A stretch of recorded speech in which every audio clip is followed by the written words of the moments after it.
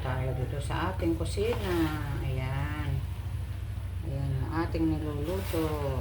Yung ating pansit na kanton. Yung may gulay. Ayan. Ayan. Nag-refresh yung ating mga apo. Ang almusal nila ay pansit na kanton. Gisadong pansit. Ayan. Nilagyan ko ng kanton at gulay. Yan. Kumusta na kayo? Yan. Anong mga ano nyo nga yung mga lalab? Yan. Today is Thursday. Yan. Oh, ito yung ating pansit na gisado. O, diba mga lalab? Namiss nila yung pansit. At, ayan. Lagyan ko ng chicken. Tsaka mga gulay. Ayan. Ayan. Ating almusal for today. For today's vlog. Ayan. Tapos meron kaming pandesal mamaya. Yan, almusal na tayo. Ito yung aking pansit. Gisadong pansit with canton. Yan. Yan si amin daddy lolo. Kumakain na siya. Almusal namin. Makain na tayo mga lalab. Yan, aga ko nakapagluto. Ito may pandesal kami. May kape. Yan, kape niya na.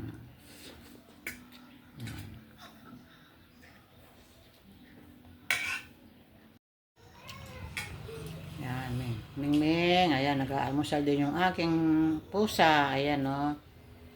Mingming. Ayan. Ito yung kanyang ano dito, oh. Dito lang siya sa aming ano. Ayan yung kanyang CR. Ayan, oh. May ano siya. May buhangin.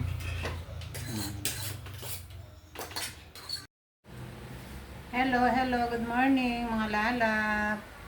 Ayan, nandito tayo sa bahay. At half day lang yung ating mga estudyante. Ayan, kumusta na kayo dyan? Ito, nag-iimbento na naman ako ng ating mga pang-ulam. Ayan. Alam niyo naman ako, mahilig mag-imbento. Para sa mga apo, yan. Siyempre, pamili tayo kung ano yung masarap yung gustong-gusto nilang iulam. Ayan. Tayo ang tagagawa ng kanilang mga pangulam. Yan. Hindi na tayo bumibili ng mga processed food sa palengke. Tayo na lang ang gagawa. O, diba mga lalab? Kaya rin naman natin. Kaya ito, gagawa na naman ako ito, mga lalab. O. Yan. Today is a Friday. Ayan. Friday na ngayon mga lalab. Ang dali ng mamaya yung grade 10 ko ano sila, may prom daw yung sa school nila. Ayan. At grade 10 na yun, parang ano, kumbaga sa ano, kung wala yung K to 12, graduation na siya ng 4th year. Ayan. Kaya ayun, mamaya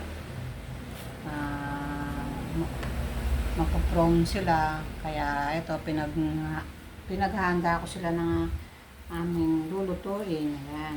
Pero ano, nagpaluto sila ng paborito nilang ulam, yung pork, yung chicken adobo. Ayan, nandun sa aming lutuan, doon sa kusina. Ito, nandito tayo sa sala. At ito, ipapakita ko sa inyo, ang gagawa na naman tayo ng, dati ginawa ko na itong mga lalab. Ngayon, nag-request na naman sila dahil paborito nila itong ganitong ulam. Yan. Kaya ito, igagawa natin sila. Yan. Ito na lang ang, ito, nagbumili na naman ako. Dinamihan ko na, bali 2 kilong giniling, pinaghiling ko. yung pigi ng baboy, yung pigi ng pork, yun ang binili ko para malaman siya. Yan. Kaya ito, ipapakita ko sa inyo mga lalab. Ayan, mga lalab, ito yung ating chicken adobo. Ayan. Nilagyan ko siya ng tokwa.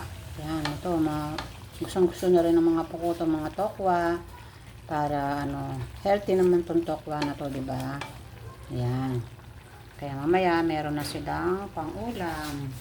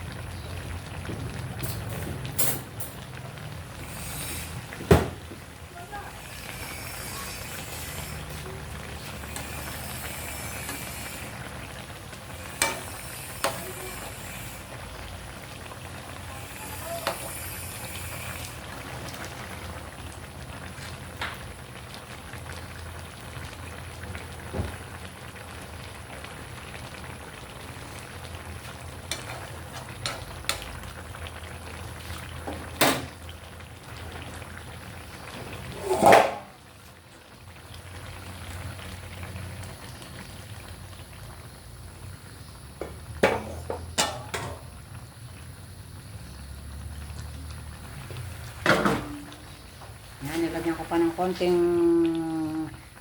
water kasi gusto ng mga apo ko yung may nilalagay sila ng sabaw, ng sauce sa kanilang mga kanin. Yan.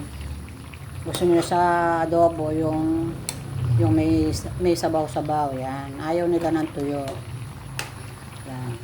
Nilalagay kasi nila sa kanilang rice. Yan. Pabayaan muna natin mga 3 minutes ulit para maluto na talaga siya. Yan. Takpan muna natin. Kumain. Ito, luto na yung adobo. Gusto nyo kumain. Yan, gusto nyo kumain ng aking mga estudyante.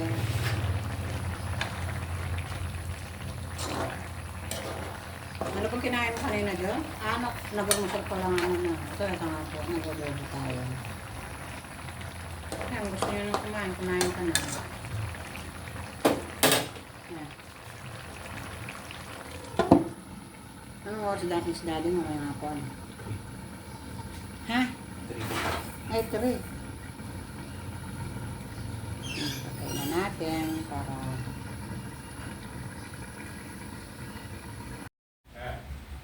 Ayan, itong ating sinasangkapan na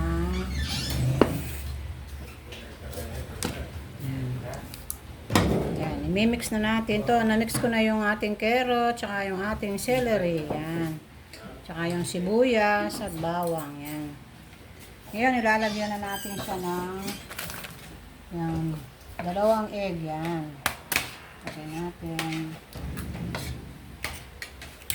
Ito, 2 egg. Ito.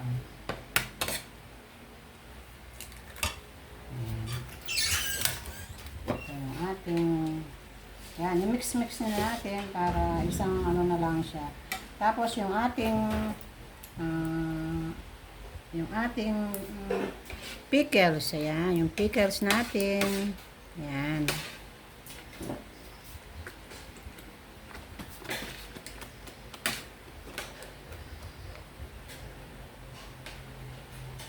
Ating pickles. Tapos yung ating raisin. Yan. Yung ating raisin, ayan o. Yung ating pasas, ayan. Yan, lalagay na natin. Ito o.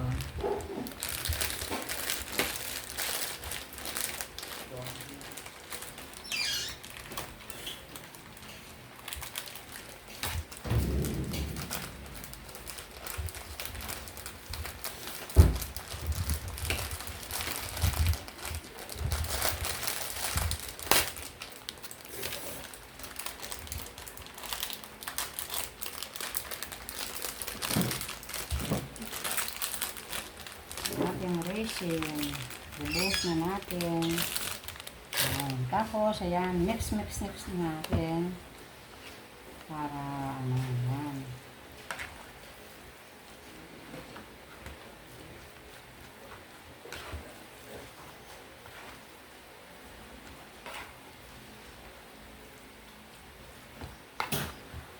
Ay. Sumobra na ano.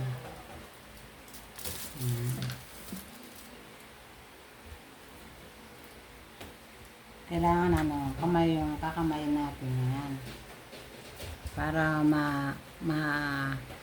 mahalo ng mabuti, kailangan gumamit tayo ng kamay yan.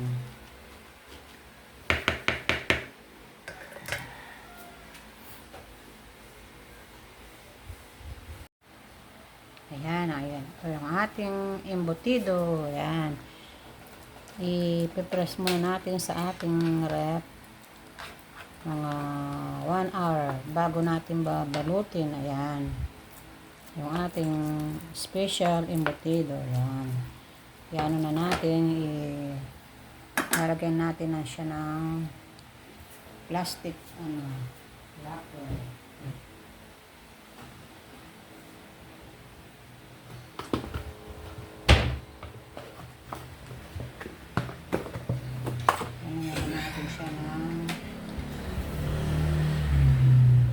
Lalagay muna natin siya sa rep.